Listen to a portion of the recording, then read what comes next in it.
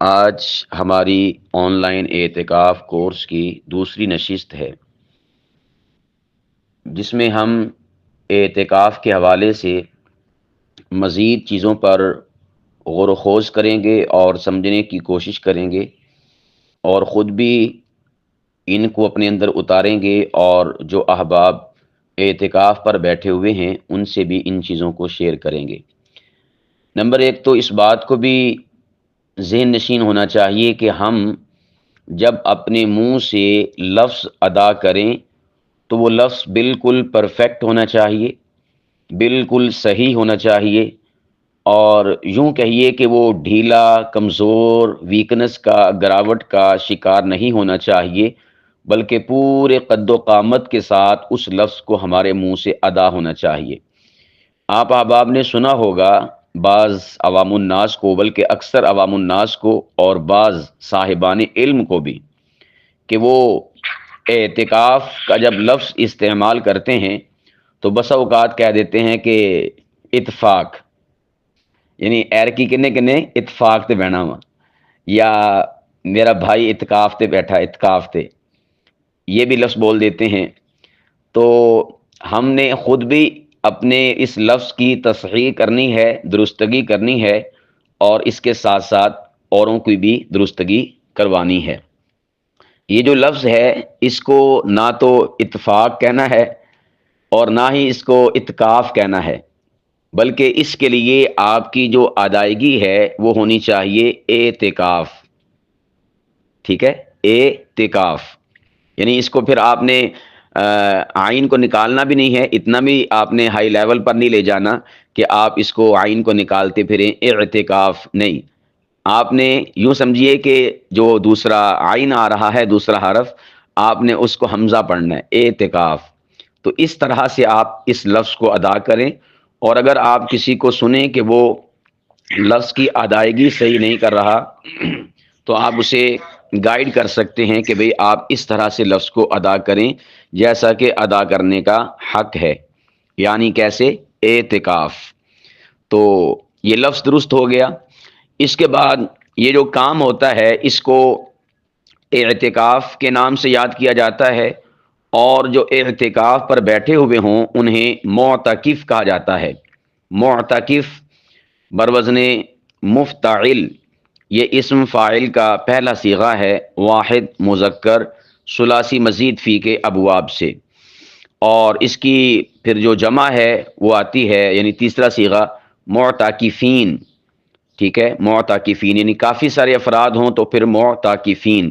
اور اگر عورتیں بھی معتکف ہوں تو ان کے لیے لفظ استعمال ہوتا ہے معتکفہ، یعنی ایک عورت۔ اگر آپ معتکف بھی کہہ دیں گے اس میں بھی کوئی حرج نہیں ہے، یعنی یہ دونوں جگہ پر استعمال ہو جاتا ہے معتکف، عورت کے لیے بھی اور مرد کے لیے بھی۔ ویسے اسپیشل عورت کے لیے معتکفہ استعمال ہوتا ہے عربی میں،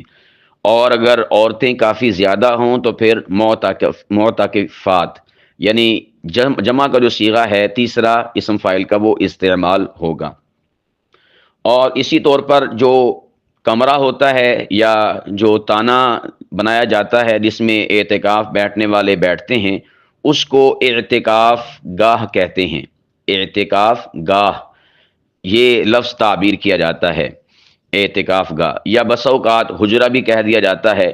کہ وہ جو اعتکاف والوں کے حجرے ہیں، حجرے کا لفظ بھی استعمال کرتے ہیں، اور اس کے ساتھ ساتھ جو ہے اعتکاف گاہ کا بھی لفظ استعمال کرتے ہیں۔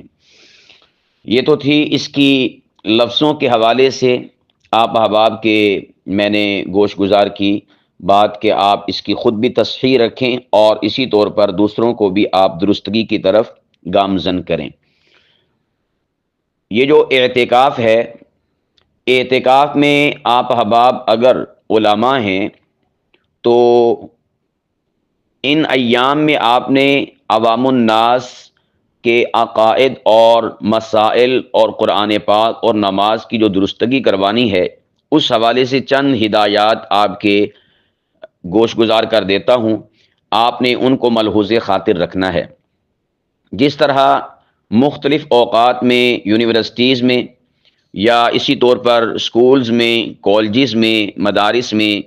یا دیگر جو انسٹیٹیوٹس ہوتے ہیں وہاں پر پروگرام ہوتے ہیں چھوٹے موٹے جو مختلف ایام پر مشتمل ہوتے ہیں، کوئی ہفتہ روزہ، کوئی 20 روزہ، کوئی 10 روزہ، جس میں کسی ٹاپک اور کسی عنوان سے متعلقہ تخصص کروایا جاتا ہے، اور لوگوں کو اس حوالے سے زیادہ اہم امور جو اس سے متعلقہ ہوتے ہیں، مخصوص سبجیکٹ اور موضوع سے متعلقہ، وہ بتلائے اور سکھلائے جاتے ہیں۔ آپ نے اس کو بھی سالانہ ایک آگاہی کیمپ کہہ لیں یا تخصص کیمپ کہہ لیں، یا اسی طور پر تربیتی کیمپ کے نام سے موسوم بھی کرنا ہے، اور اس کو سمجھنا بھی ہے کہ ایک سال کے بعد مسلمان مسجد میں اعتکاف میں جب بیٹھتے ہیں تو گویا کہ یہ ان کا ایک تربیتی کیمپ لگتا ہے۔ جو بڑی بڑی جگہیں ہیں کہ جہاں پر ہزاروں کی تعداد سے یا سینکڑوں کی تعداد سے معتکفین اور معتکفات جو ہے بیٹھتی ہیں، تو وہاں پر ان لوگوں نے بالخصوص ان چیزوں کا اہتمام کیا ہوتا ہے، جس میں وہاں پر شیوخ کے دروس بھی ہوتے ہیں اور ان کے بیانات بھی ہوتے ہیں، اور اس کے ساتھ ساتھ وہاں پر تعلیم و تربیت کے حلقے بھی لگتے ہیں۔ آپ اس کو مسجد نبوی کے ان تعلیمی حلقوں سے بھی موسوم کر سکتے ہیں، منسوب کر سکتے ہیں، اور اسی عہد رفتہ کی یاد آپ تازہ کر سکتے ہیں ان ایام میں کہ جو مسجد نبوی کا خوبصورت منظر ہوا کرتا تھا، کہ مختلف قسم کے حلقہ جات ہوتے تھے، کسی میں ذکر، کسی میں تعلیم، کسی میں تربیت، کسی میں سیکھنے سکھانے کا مرحلہ ہوتا تھا۔ تو یہ سبھی کے سبھی جو ہے وہ حلقات مسجد نبوی میں لگا کرتے تھے۔ تو ہم نے بھی رمضان کے مہینے میں اپنی مساجد کو حلقات مسجد نبویہ کی طرح بنانا ہے، تاکہ وہی منظر دوبارہ سے سجے اور مسلمانوں کی ہم تربیت میں پیش رہیں۔ اس حوالے سے جب آپ نے تربیت کا اپنا مائنڈ سیٹ بنایا کہ انشاءاللہ ہم تربیت کریں گے، تو اس میں چند جو بنیادی باتیں ہیں ان کو ملحوظ خاطر رکھنا چاہیے۔ نمبر ایک بات یہ کہ جو میں نے کل عرض کیا تھا کہ شیڈول اور جدول اور خاکہ اور ڈسپلن اور نظم و ضبط اور میکانزم یعنی کہ نظام، یہ لازمی ہونا چاہیے۔ اس کے بغیر سمجھیں کہ کامیابی آپ کے ہاتھ نہیں آئے گی۔ کسی بھی تنظیم، تحریک، ادارے یا کسی بھی سیٹ اپ کے لیے سب سے بنیادی چیز ہوتی ہے اس کا نظم و ضبط۔ تو اول یعنی آپ کے لیے اصول اور ضابطہ جو اس کیمپ سے متعلقہ ہے، اعتکاف میں بیٹھنے والوں سے متعلقہ ہے، وہ ہے کہ آپ پورے نظم و ضبط کے ساتھ ان 10 ایام کو لے کر چلیں گے۔ نمبر 2، اس میں زیادہ کوشش کرنی ہے اس بات کی آپ احباب نے کہ جو بیانات ہوتے ہیں، بیانات اگر بالفرض آپ اپنی مساجد میں کسی سے بیانات کرواتے ہیں تو اس میں آپ عنوان مختلف لوگوں کو دیں گے۔ مثال کے طور پر آپ نے سوچا کہ لوگ اعتکاف میں بیٹھے ہوئے ہیں، تو میں ہر روز کسی نہ کسی صاحب علم، کسی عالم کو بلوا کر اپنی مسجد میں بیان کروایا کروں گا اعتکاف والوں کے درمیان میں۔ تو اس کے لیے لازمی چیز ہے کہ آپ نے جس کو بھی بیان کی دعوت دینی ہے کہ آپ ہماری مسجد میں تشریف لائیں اور تربیتی بیان ارشاد فرمائیں، تو آپ نے انہیں یہ نہیں کہنا کہ تربیتی بیان ارشاد فرمائیں۔ کیوں؟ اس لیے کہ پھر پورا ہفتہ آپ دیکھیں گے، پورا عشرہ آپ دیکھیں گے کہ سبھی کا ایک ہی بیان ہوگا۔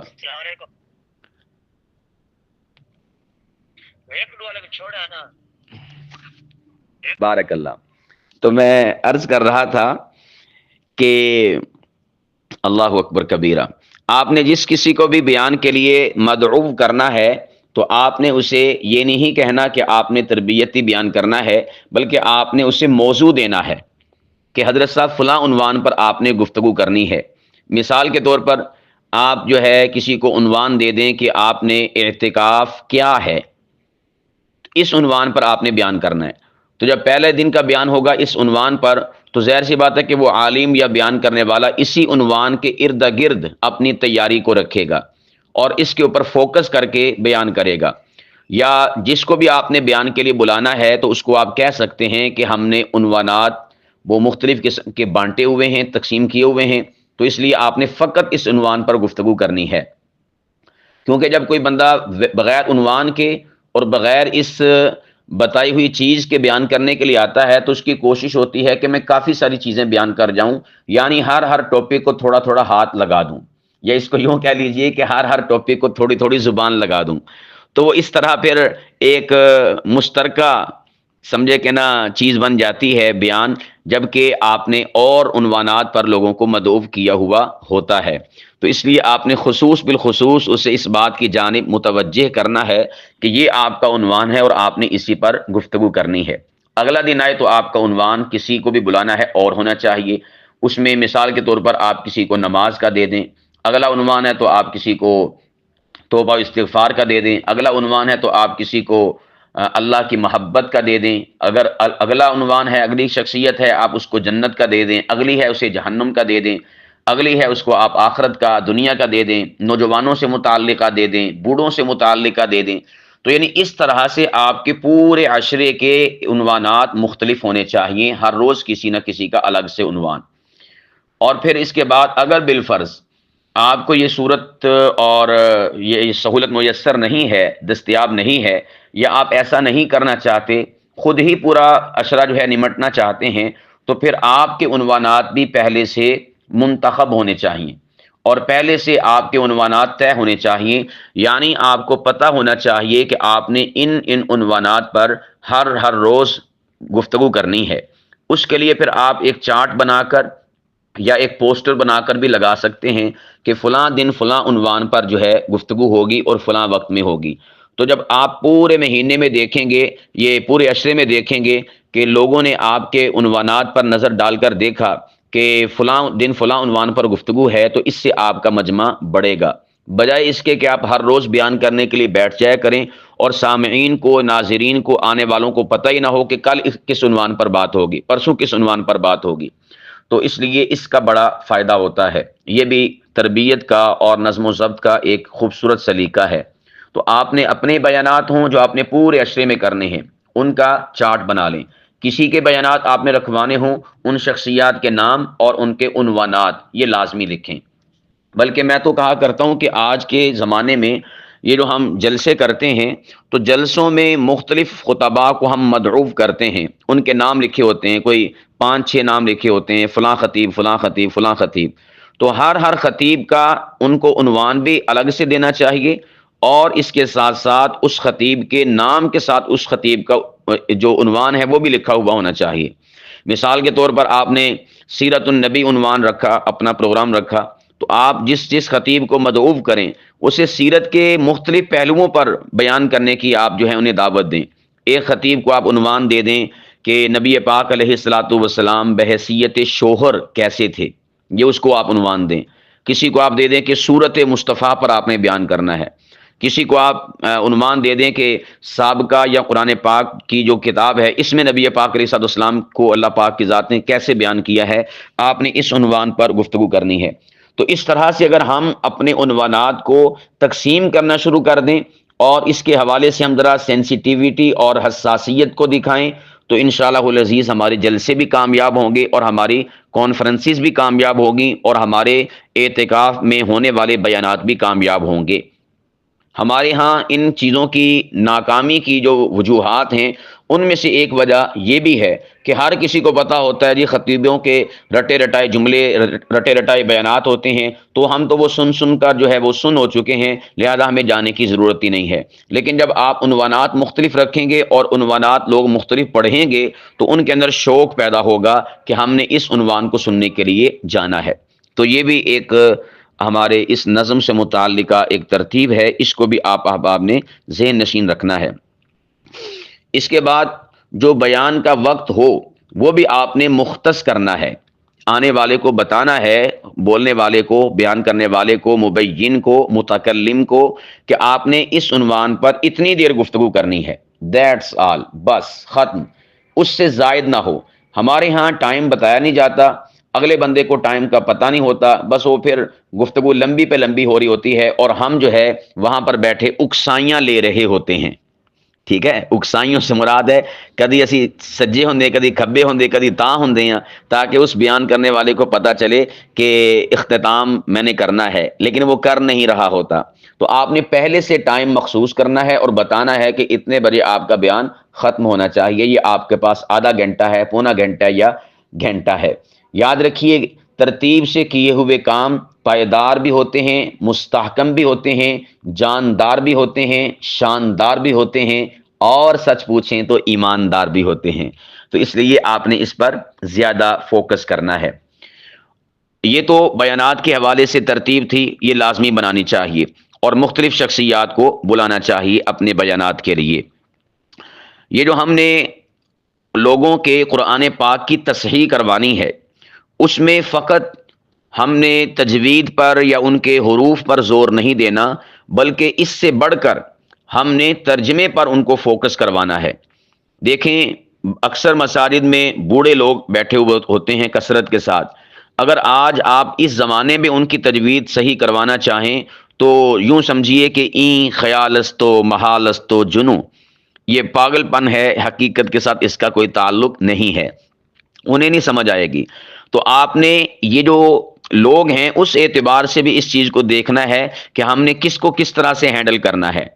آپ اس میں دو ٹولیاں بنا سکتے ہیں، اگر نوجوان ہیں تو نوجوانوں کو آپ جو ہے تجوید کے اوپر بھی فوکس کروائیں ان کا، اور اس کے ساتھ ساتھ ترجمے پر بھی۔ لیکن اگر بوڑھے ہی ہیں تو آپ ان پر زیادہ تجوید کے حوالے سے زور نہ ڈالیں، بلکہ آپ ان کو جو ترجمہ ہے اس کے اوپر ان کو انفسائز کروائیں۔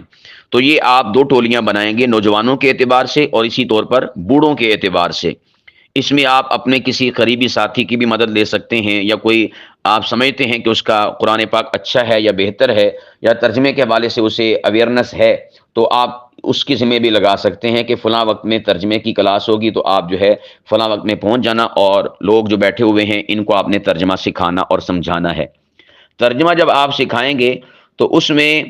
آپ نے سب سے پہلے ان لوگوں کو موٹیویٹ کرنا ہے کہ بھئی قرآن پاک نہایت آسان ترین کتاب ہے۔ ہمارے ہاں کیا ہوتا ہے، نمبر ایک تو ہمارے ہاں علوم کو بڑا مشکل سمجھا جاتا ہے، علوم ہو یا کہ فنون، کہ بڑے ٹف ہیں، بڑے مشکل ہیں، اس کو انسان کور کیسے کرے گا۔ آپ احباب جنہوں نے مجھ سے مختلف کورسز کیے ہیں وہ سمجھتے ہیں اور جانتے ہیں کہ الحمدللہ بہت ہی سہل، آسان اور سوکھے انداز میں آپ احباب کے سامنے دقیق سے دقیق، پیچیدہ سے پیچیدہ اور مشکل سے مشکل اور مغلق سے مغلق جو مسائل اور علوم اور فنون ہیں آپ احباب کی گوش گزار کیے جاتے ہیں کہ آپ احباب خود حیران، پریشان، ششدر اور دنگ رہ جاتے ہیں کہ اتنے سہل انداز میں ہمیں ان باتوں کا پتہ چل گیا۔ تو اس کی وجہ کیا ہے؟ اس کی وجہ ہے نفسیات کا جاننا، کہ ہم پڑھا کے اس لیول تک جا چکے ہیں کہ ہم جو پڑھنے والے ہیں متعلمین ان کی نفسیات سے واقف ہیں، اور ان کی نفسیات کے مطابق ہم انہیں ڈیل کرتے ہیں۔ اگر بتا دیا جائے کہ بہت مشکل عنوان ہے تو پھر ظاہر سی بات ہے کہ علم النفسیات کے تحت سننے والا، پڑھنے والا متعلم وہ وہیں پر حوصلہ ہار بیٹھتا ہے۔ لیکن جب ہم پڑھاتے ہیں تو ہم انہیں کہتے ہیں کہ یہ کام مشکل ہے ہی نہیں۔ ہمارے یہ لفظ ان کے اندر خود اعتمادی اور کانفیڈنس اور اعتماد کو بڑھا دیتے ہیں، ان میں کام کرنے کا اور اس کلاس کو لے کر چلنے کا جذبہ پیدا ہو جاتا ہے۔ قرآن اور سائنس کورس جو ہم نے کروایا تھا انتہائی زیادہ مشکل اور مغلق تھا، مگر باوجود اس کے ہم نے نمبر ایک انہیں اس حوالے سے موٹیویٹ کیا اور آگاہی فراہم کی کہ یہ مشکل ہے ہی نہیں۔ اور پھر اس کے بعد جب اس کورس کو کروایا گیا تو الحمدللہ سبھی کے ریمارکس یہ تھے کہ ہم ابتدا میں یہ سمجھتے تھے کہ ہم اس چوٹی کو سر نہیں کر سکتے اور اس کی انتہاؤں کو نہیں چھو سکتے، ہم چل تو پڑیں گے لیکن ہم منزل مقصود تک نہیں پہنچ سکتے۔ لیکن آپ نے نمبر ایک جو ہمارا کانفیڈنس اور اعتماد بحال کیا اس بل بوتے پر، اور نمبر دو جو سہل انداز میں اس فن کو ہمارے سامنے منتقل کیا اس بل بوتے پر ہمیں کسی قسم کی دشواری محسوس نہیں ہوئی، بلکہ الحمدللہ کئی سارے ایسے بھی تھے کہ جنہوں نے اپنی بیانات جمعہ میں یا اپنے دروس میں انہی عنوانات کو موضوع بحث بنا کر، موضوع سخن بنا کر ایسی کمال گفتگو کی کہ لوگ بھی اش اش کر اٹھے، اور وہ بھی اس بات کے اوپر خود بیان کرنے والے حیران تھے کہ آج ہماری زبان کس طرح روانی اور طغیانی اور جولانی کے ساتھ جو ہے لوگوں سے اس مشکل فن کے اوپر مخاطبت کر رہی ہے۔ تو اس لیے میرے پیارو آپ نے ان آنے والے عوام الناس کو، میرے پیارو اختتام پر آپ جو ہے، میں عرض کر رہا تھا کہ جو آنے والے احباب ہیں معتکفین، آپ احباب نے جب ان کو قرآن پاک کے ترجمے کے حوالے سے سکھانا ہے تو اس میں بنیادی طور پر آپ نے ان کا ذہن اس حوالے سے بھرنا ہے اور انہیں اس حوالے سے کانفیڈنس فراہم کرنا ہے کہ بھئی یہ قرآن پاک مشکل ہے ہی نہیں، سب سے آسان اور سوکھی کتاب ترجمے کے حوالے سے، ٹرانسلیشن کے حوالے سے وہ قرآن پاک ہے۔ اچھا، پھر یہ دعویٰ آپ کا یا بات آپ کی یہ بلا دلیل بھی نہیں ہے، بلکہ اس کے اوپر دلیل ہے اور اس کے اوپر شواہد ہیں۔ وہ شواہد کیا ہیں کہ الحمدللہ ہم لوگ اردو بولنے والے، سننے والے یا جاننے والے یہ قرآن پاک سے سب سے زیادہ قریب ہیں دیگر زبانوں کے اعتبار سے۔ جو تحقیقات ہیں ہماری قرآن پاک کے الفاظ کے حوالے سے وہ یہ ہیں کہ جن لوگوں کو اردو آتی ہے یا وہ سنتے ہیں یا سمجھتے ہیں، انہیں 70% قرآن کریم آتا ہے، انہیں 70% قرآن کریم آتا ہے۔ وہ کیسے؟ اب یہ جو میں آپ کے سامنے بات کر رہا ہوں نا، تو آپ نے بھی اسی طرح اپنے اس جو شرکائے اعتکاف ہیں ان کو بھی اسی حوالے سے اسی طرح موٹیویٹ کرنا ہے کہ بھئی آپ کو 70% قرآن کریم آتا ہے۔ تو جب آپ یہ بات کریں گے تو وہ ظاہر سی بات ہے کہ حیران ہوں گے کہ یار ہمیں واقعتاً آتا ہے۔ اور پھر اس کے بعد جب آپ نے یہ کہہ دیا نا کہ بھئی جب ہم ایک صاحبان علم یا اس فیلڈ سے متعلق افراد کہہ رہے ہیں کہ آپ کو آتا ہے، تو سمجھ لیجئے کہ آپ کو آتا ہے، تو گویا کہ آپ نے ان میں کانفیڈنس بھر دیا۔ اس کے بعد آپ نے اس آتے ہوئے کی دلیل بھی پیش کرنی ہے، اور وہ دلیل کیا آپ پیش کریں گے؟ آپ کہیں گے کہ دیکھیں ہم جو اردو بولتے ہیں نا، اردو لشکری زبان ہے، یہ ترکی کا لفظ ہے اردو، اور اردو کا مطلب ہوتا ہے لشکری زبان۔ کیا مطلب؟ کہ اس میں مختلف زبانوں کے الفاظ ان کو جوڑ توڑ کر کے ایک نئی زبان کو تشکیل دیا گیا۔ اس میں عربی بھی ہے، اس میں فارسی بھی ہے، اس میں ہندی بھی ہے، اور اس میں دیگر زبانیں بھی ہیں، اور یہ مل ملا کر جو ہے ایک اردو زبان تشکیل پائی ہے۔ تو آپ اس میں سب سے زیادہ جو الفاظ استعمال کرتے ہیں وہ الفاظ ہوتے ہیں یا عربی زبان کے یا فارسی زبان کے۔ یہ دو زبانوں کے الفاظ اردو میں سب سے زیادہ استعمال ہوتے ہیں۔ تو آپ پھر دلیل کے طور پر ان سے عرض کریں گے کہ دیکھیں ہم اگر سورۃ الفاتحہ کو ہی لے لیتے ہیں تو سورۃ الفاتحہ میں ہمارے پاس کتنے الفاظ ایسے ہیں کہ جو ہم عربی کے سمجھتے ہیں اور واقعتاً وہ عربی کے ہیں، لیکن ہم اسے اردو میں بھی استعمال کرتے ہیں، اور جب اردو میں استعمال کرتے ہیں تو سمجھ لیجئے کہ وہ الفاظ ہمیں آتے ہیں۔ اب آپ مثال کے طور پر ان سے کہیں گے کہ ہم اردو میں کہتے ہیں نا کہ فلاں بچے نے حمد پڑھی، یا ہمیں اپنے جملوں میں آپ نے ان کو سمجھانا ہے کہ ہمیں اللہ تعالیٰ کی حمد و ثنا بیان کرنی چاہیے، یا خطبہ کہتے ہیں کہ حمد و ثنا کے بعد یعنی بیان کرتے ہوئے کہتے ہیں۔ تو حمد کا مطلب کیا ہوتا ہے؟ تعریف کرنا، تو حامد بھی ہم لفظ استعمال کرتے ہیں، یا اسی طور پر حماد لفظ استعمال کرتے ہیں۔ تو یہ آپ ان لفظوں کی مثالوں سے ان کو بتائیں گے کہ یہ لفظ ہمیں آتے ہیں، اس کا معنی تعریف کرنا۔ تو وہ کہیں گے ہاں یار یہ تو لفظ ہمیں آتا ہے۔ اس کے بعد لفظ اللہ ہے، آپ لفظ اللہ بتائیں گے۔ اس کے بعد رب ہے، آپ کہیں گے سب کو پتہ نا رب کسے کہتے ہیں؟ پروردگار، پالنے والا، پرورش کرنے والا۔ تو اس کا معنی بھی یعنی کہ ہمیں آتا ہے، اردو میں استعمال ہوتا ہے۔ عالمین، عالم آپ بتا دیں گے کہ ہم کہتے ہیں سرور دو عالم، سارے عالم میں ہمیں دین کی محنت کرنی چاہیے، ٹھیک ہے۔ نبی پاک علیہ الصلوۃ والسلام پورے عالم کے لیے تشریف لائے، تو یہ لفظ عالم، اس طرح آپ مثالیں دے کر ان کو سمجھائیں گے کہ یہ لفظ ہم استعمال کرتے ہیں۔ فلاں کام عالمگیر ہے، نبی پاک علیہ الصلوۃ والسلام کی جو نبوت ہے وہ عالمگیر ہے، تو یہاں پر آپ نے لفظ استعمال کیا عالم۔ تو اس طرح سے آپ سمجھائیں گے کہ عالم کا لفظ ہم اردو میں استعمال کرتے ہیں، اور اس کا مطلب ہوتا ہے جہان، اس کا مطلب ہوتا ہے دنیا، اس کا مطلب ہوتا ہے کائنات، اس کا مطلب ہوتا ہے یونیورس۔ تو اس طرح سے آپ ان کو بتائیں گے کہ یہ لفظ ہم اپنی اردو میں استعمال کرتے ہیں، گویا کہ آپ کو اس لفظ کا معنی آتا ہے۔ تو آپ کسی سے پاس بیٹھے ہوئے سے کہہ بھی سکتے ہیں کہ بتائیں حمد کا کیا معنی ہے، وہ کہے گا جی تعریف۔ اللہ کا معنی کیا ہے، وہ کہے جی اللہ۔ رب کا معنی کیا ہے جی پالنے والا۔ عالم کسے کہتے ہیں جی دنیا کو۔ تو بس ترجمہ تو پھر ہو گیا، آپ کو آتا ہے کہ تعریفیں اللہ کے لیے ہیں جو عالم کا یعنی دنیا کا رب ہے۔ تو آپ اس طرح سوکھے انداز میں ان کو سمجھانے کی کوشش کریں گے۔ اس کے بعد رحمان اور رحیم ہے، تو آپ کہیں ہم کہتے ہیں نا کہ یار خدا دا خوف کر، اس بندے دے اوتے رحم کر، رحم کا لفظ کرتے ہیں ہم استعمال، تو رحمان اور رحیم یہ رحم کے مادہ سے ہیں، تو اس کا مطلب ہوتا ہے شفقت، مہربانی اور ترس کھانا کسی کے اوپر، یہ بھی ہمیں آتا ہے۔ اس کے بعد مالک، ہم کہتے ہیں کہ تم فلانی شاید مالک لگا ہوا، اے تو ایسا شاید مالک ہے گاواں، تو مالک کا لفظ ہم استعمال کرتے ہیں، تو مالک کا مطلب ہوتا ہے ملکیت والا، تو یہ مالک کا لفظ استعمال ہوا۔ یوم، کتنے یوم کی رخصت ہے، کتنے یوم کے لیے آپ اعتکاف بیٹھے ہیں، تو کتنے یوم کے لیے آپ نے جانا ہے، تو یوم کا لفظ ہم استعمال کرتے ہیں اردو کے اندر، تو یہ بھی لفظ آپ کو آتا ہے۔ باقی اس کے بعد الدین کا لفظ ہے، یہ عربی کا اسپیشل خصوصی لفظ ہے، یہ اردو میں استعمال نہیں ہوتا، تو آپ اس کا بتا دیں گے کہ یہ جو دین ہے یہ عربی میں دو معانی میں استعمال ہوتا ہے۔ نمبر ایک، دین سے مراد دین یعنی نظام زندگی، یہ جو ہم لفظ استعمال کرتے ہیں نا کہ ہمارا دین دین اسلام ہے، تو دین کا معنی کیا ہے؟ دین کا معنی ہوتا ہے نظام زندگی، یعنی جب ہم کہتے ہیں نا ان الدین عند اللہ الاسلام، پارہ نمبر 3 سورہ آل عمران اور رکوع نمبر 2، کہ اللہ سبحانہ و تعالیٰ کے نزدیک جو اسلام ہے وہی دین ہے، یعنی دین سے مراد کیا ہے؟ وہی نظام زندگی ہے۔ اللہ سبحانہ و تعالیٰ نے بطور نظام زندگی کے جس شے کو پسند کیا ہے وہ اسلام کا نظام زندگی ہے، تو دین کا مطلب نظام زندگی ہوتا ہے۔ تو یہاں پر عربی کے اعتبار سے دین کہتے ہیں بدلے کا جو دن ہے، اس کے لیے یہ لفظ استعمال ہوتا ہے، یعنی قیامت کے معنی میں یہ استعمال ہوتا ہے۔ تو آپ انہیں کہیں کہ بس یہ ایک لفظ ہے فی الحال جو بھی آیا ہے اتنے سارے لفظوں کے بعد، کہ جو عربی کا پیور لفظ ہے، تو آپ نے بس اس لفظ کو یاد کرنا، باقی سارے الفاظ آپ کو آتے ہیں۔ اس کے بعد پھر اسی طرح یا کا ہے، تو آپ اس کو بس آپ کے معنی میں استعمال کروائیں گے کہ یہ بھی عربی کا ہے، لیکن اس کے اوپر تھوڑا سا آپ فوکس کریں گے، اس کو ذہن میں بٹھا لیں گے تو یہ آپ کو سمجھو کہ آتا ہی ہے۔ نعبدو عبادت سے ہے،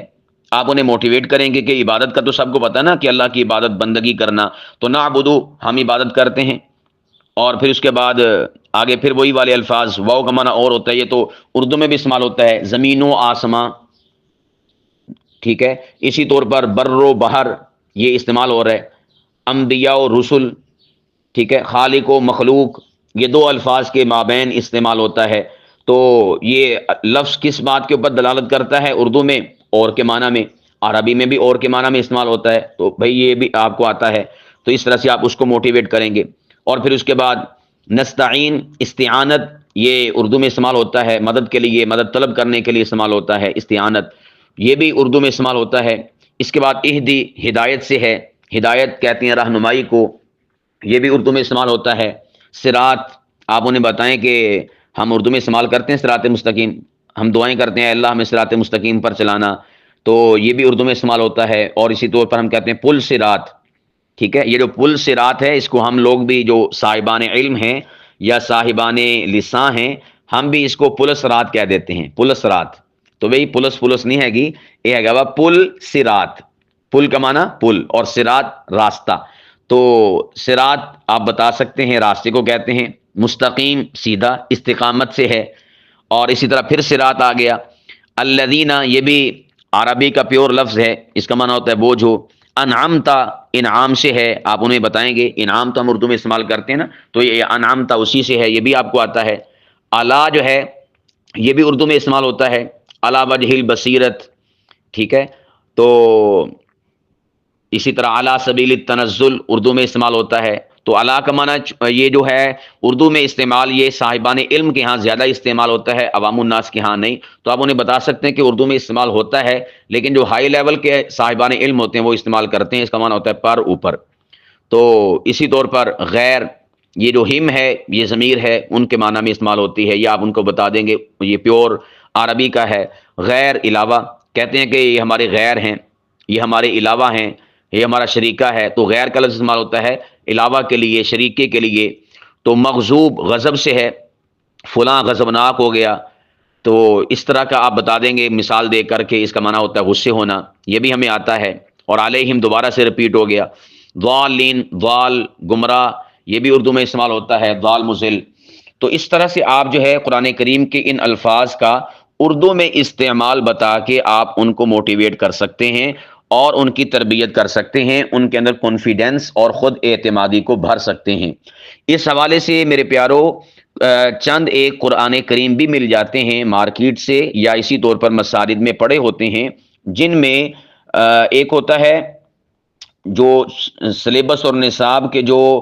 فنی بنیادوں پر لکھا جاتا ہے اور ترتیب دیا جاتا ہے، اور دوسرا ہوتا ہے کہ وہ ہوتا تو فنی بنیادوں پر ہے، لیکن جو ایک کامن سینس ہے انسانوں کا، علم النفسیات کی روح سے، اس کو مرکزی نقطہ بنا کر انہوں نے نصاب ترتیب دیا ہوتا ہے۔ تو بعض قرآن کریم ایسے بھی مارکیٹ سے ملتے ہیں یا الگ الگ سپارے کہ ان کے اندر انہوں نے رنگوں کے اعتبار سے چیزوں کو ہائی لائٹ کیا ہوتا ہے کہ یہ رنگ والے جو الفاظ ہیں یہ اردو میں استعمال ہوتے ہیں، یہ آج مارکیٹ میں اویلیبل ہیں چیزیں۔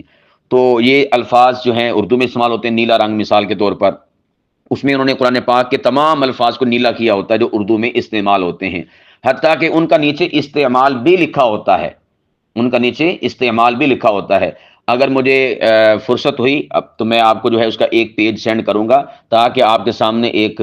نقشہ آ جائے کہ اس طرح سے ہم ان کو موٹیویٹ کر سکتے ہیں۔ اور اسی طور پر وہ الفاظ کے جو قرآن کریم میں پیور عربی کے الفاظ ہیں لیکن وہ کثرت کے ساتھ استعمال ہوتے ہیں، یعنی وہ ریپیٹڈ ہیں، بار بار استعمال ہوتے ہیں، جیسا کہ ضمیریں ہیں، کاف ضمیر ہے یا انتا ضمیر ہے یا اسی طور پر آنا ضمیر ہے یا یہی الذین اسم موصول ہے۔ تو یہ چونکہ قرآن کریم میں بے شمار استعمال ہوتے ہیں تو ایسے الفاظ کو انہوں نے پھر ایک الگ سے رنگ دیا ہوتا ہے،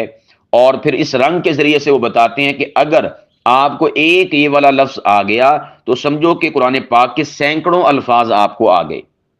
اب ظاہر سی بات ہے کہ لام زیر لی، اس کا معنی ہوتا ہے لیے، قرآن کریم میں جگہ جگہ لام زیر لی کا استعمال ہوا ہے، تو ان جگہوں پر وہ لام زیر لی لیے کے معنی میں استعمال ہوگا۔ تو اگر آپ کو ایک لیے آ گیا تو سمجھو کہ پورے کے پورے قرآن پاک کے لیے جہاں جہاں استعمال ہوگا لام زیر لی وہ آپ کو آگے۔ اگر آپ کو ہوا ضمیر کا پتہ چل گیا تو گویا کہ پورے کے پورے قرآن پاک میں جہاں جہاں یہ ضمیر استعمال ہوگی تو آپ کو اس کا پتہ چل جائے گا، اس کا معنی آپ کو آ جائے گا۔ تو یہ ہیں وہ الفاظ جو ریپیٹڈ ہیں، یعنی بار بار تکرار کے ساتھ استعمال ہوتے ہیں قرآن پاک کے اندر۔ تو یہ گویا کہ دوسرا پورشن ہے، دوسرا حصہ ہے ان کو سکھانے کے حوالے سے، موٹیویٹ کرنے کے حوالے سے کہ بھئی اگر آپ کو یہ ایک لفظ آ گیا تو پھر یہ لفظ جو ہے پورے قرآن پاک میں چونکہ جا بجا استعمال ہوا ہے تو آپ کے لیے گویا کہ آسانی ہو گئی، ایک لفظ یاد کرنے سے آپ کو جو ہے قرآن پاک کے سینکڑوں الفاظ وہ یاد ہو گئے۔ مثال کے طور پر یہ جو لفظ ہوا ہے یہ قرآن کریم میں تقریباً 300 سے زائد بار استعمال ہوا ہے۔ ہوا قرآن پاک میں 300 سے زائد بار استعمال ہوا ہے۔ ہوا کا معنی آ گیا تو گویا کہ آپ کو پورے کے پورے قرآن پاک کے اندر جو استعمال ہونے والے ہوا ہیں ان کا معنی آ گیا۔ اس طرح سے آپ ان کو موٹیویٹ کر سکتے ہیں۔ یہ جو لفظ الذین ہے، الذین اس میں موصول جس کا معنی ہوتا ہے وہ جو یا وہ لوگ، یہ قرآن کریم میں 880 بار استعمال ہوا ہے۔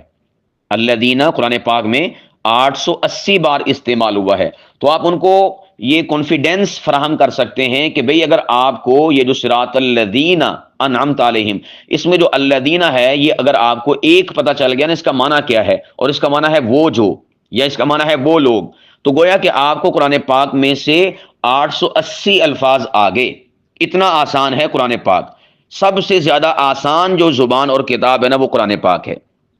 ٹھیک ہے۔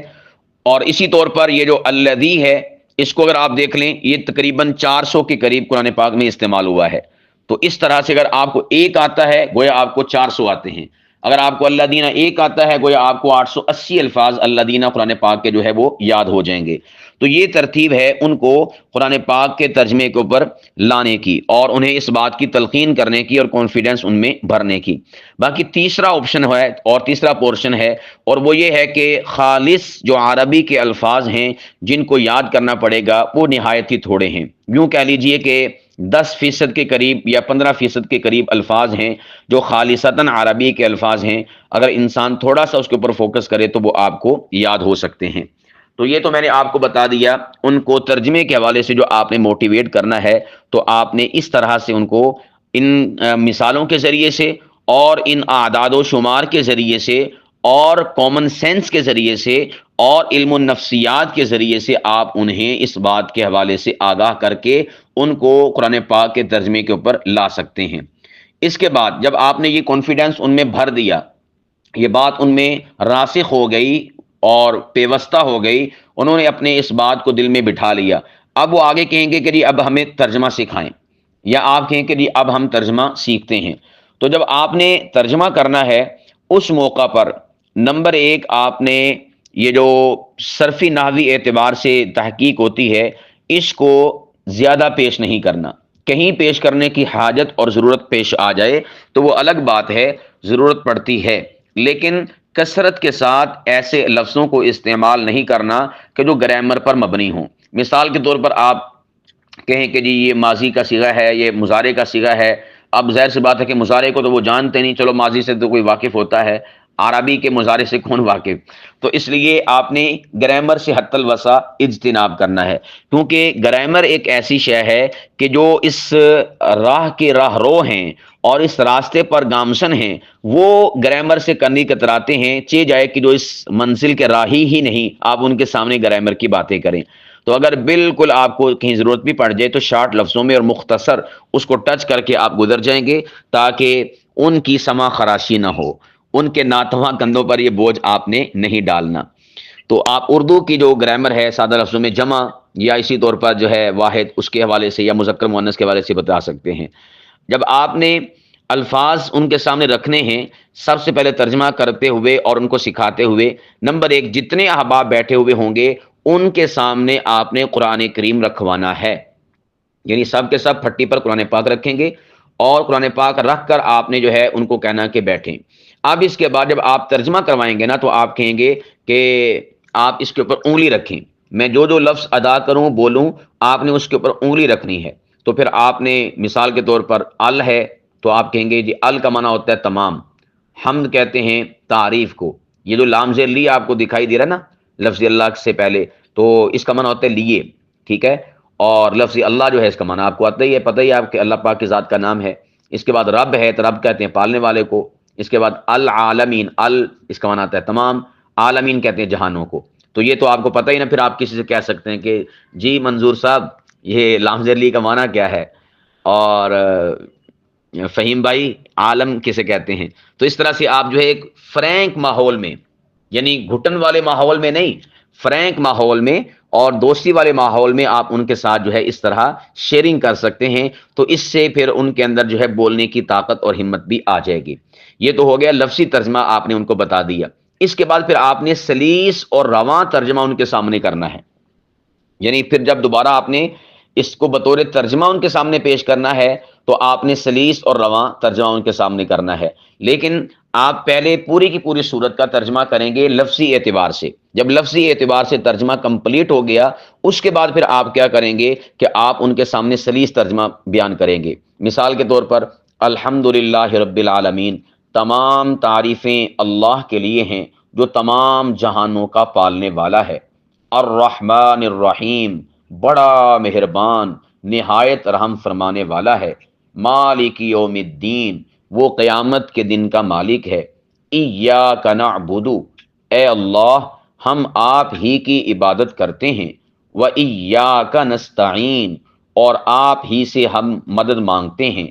اہدنا الصراط المستقیم، اے اللہ ہمیں سیدھے رستے پر چلانا. صراط الذین انعمت علیہم، ان لوگوں کے راستے پر کہ جن پر آپ نے انعام فرمایا. غیر المغضوب علیہم، نہ کہ ان لوگوں کے راستے پر کہ جن سے آپ ناراض ہوئے. ولا الضالین، اور نہ ہی گمراہوں کے راستے پر.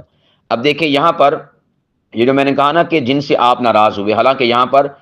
لفظ آپ کی ضمیر استعمال نہیں ہوئی، تو آپ نے ان کے لیے جب ترجمہ کرنا ہے تو بالکل سہل انداز میں کہ جس سے ان کو سمجھ آئے، اس وے میں آپ نے کرنا ہے کہ جو ان کے لیے ایک آسان طریقے سے ان کو سمجھ میں آ سکے. تو اگر آپ اس طرح سے بالکل ڈیپلی جا کر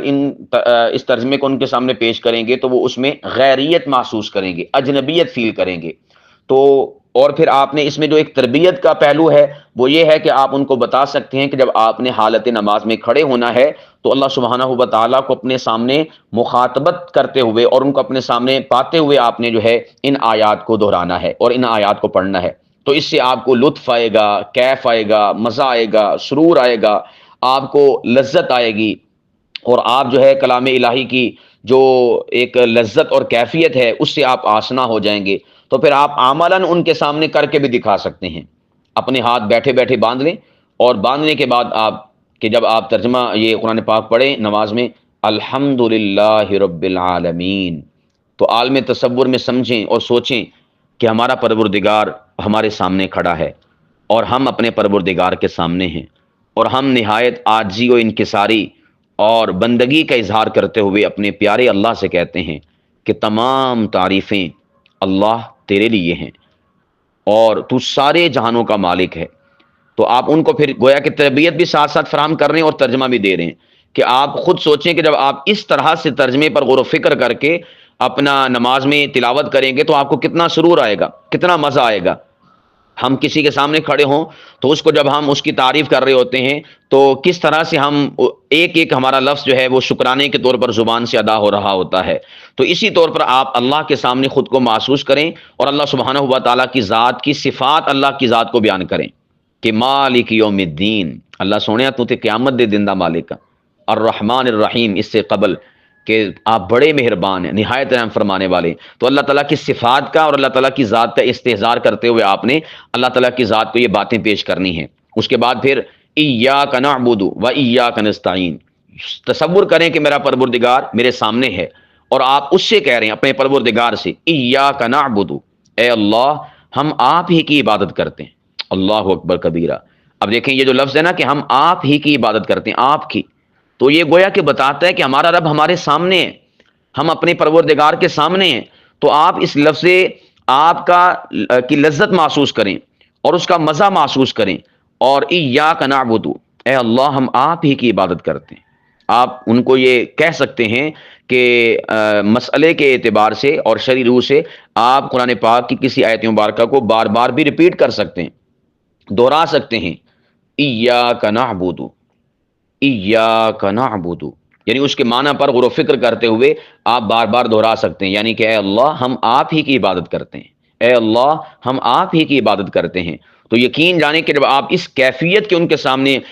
ساتھ جو ہے ترجمہ رکھیں گے، ان کو بتائیں گے، تو یقین جانے کہ وہ مجبور ہو جائیں گے کہ ہم نے قرآن پاک کا ترجمہ جو کم از کم ہم صورتیں نماز میں کھڑے ہو کر تلاوت کرتے ہیں ان کا سیکھنا ہی سیکھنا ہے، سمجھنا ہی سمجھنا ہے۔ یار اس میں اتنی لذت ہے، اتنا مزہ آتا ہے، اور وہ بلکہ اپنی آپ کی زندگی میں بدلاؤ محسوس کریں گے کہ یار آج تک تو ہم نے وقت ضائع کیا، نمازیں ہم نے ضائع کی، ہمیں پتہ ہی نہیں کہ نماز میں کھڑے ہو کر انسان کو اتنا مزہ بھی آتا ہے کہ ہمارا پروردگار ہمارے سامنے ہوتا ہے اور ہم اپنے رب سے باتیں کر رہے ہوتے ہیں۔ اس طرح سے باتیں ہوتی ہیں، اور وہ یقین جانے کہ آپ چونکہ عالم ہوں گے آپ کے اوپر رش کریں گے کہ یار نہ جانے ان عالموں کی کیا شان ہے کہ جن کو قرآن پاک کا ترجمہ آتا ہے، اور وہ جب اپنے پروردگار سے قرآن پاک اس کے سامنے پڑھتے ہیں ان کو کتنا مزہ آتا ہوگا۔ تو ان کے دل میں یہ داعیہ پیدا ہوگا کہ کم از کم جو ہم چند صورتیں ہمیں یاد ہیں اور ہم نماز میں پڑھتے ہیں ان صورتوں کا تو ہمیں ترجمہ آنا چاہیے تاکہ ہمیں پتہ ہو کہ ہم اپنے پروردگار کے سامنے کیا کہہ رہے ہیں۔